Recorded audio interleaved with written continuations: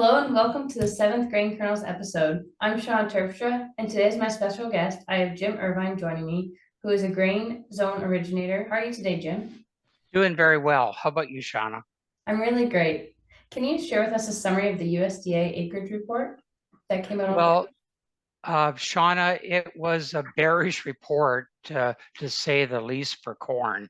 The corn acres come in at 91.5 million acres, much less than a year ago, but 1.5 million acres higher than what the March estimate was and higher than the trade estimate was.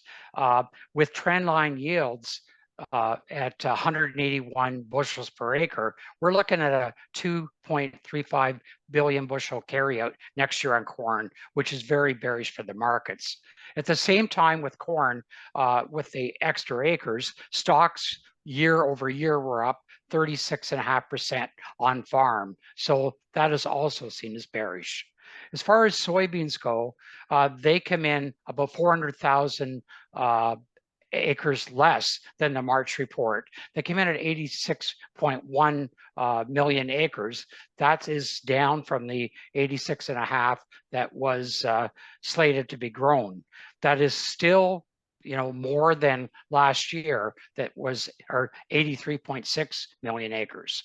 Soybeans, as far as sales this year, have been very slow because China hasn't been buying a lot of soybeans. Soybean stocks year over year are up 44.5%. So you say that, you talk about this, we're going to have a 2.35 billion bushel carryout on corn and beans at 434 million. So very bearish for the market. As this came as a big surprise because people felt the bean acres would be much higher. Yes, so the report had a large shock on the market then, or did it affect the prices? Well, the prices actually fell sharply on corn. Initially, beans were up a bit, but at the end of the day on Friday, beans were down, corn was down, wheat was down. So how has the crop progress reports that come out every Monday been changing?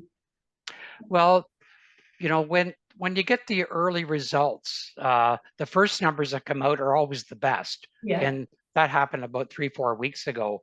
Uh, this past week, the corn ratings went down, and beans stayed the same.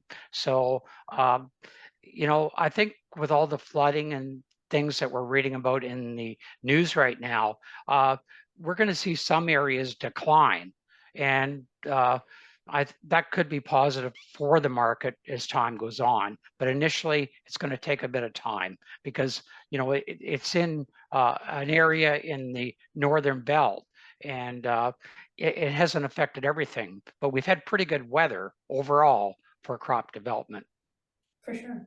Well, thank you for your insight on the USDA reports, Jim, and thank you for joining me. And see you all next time.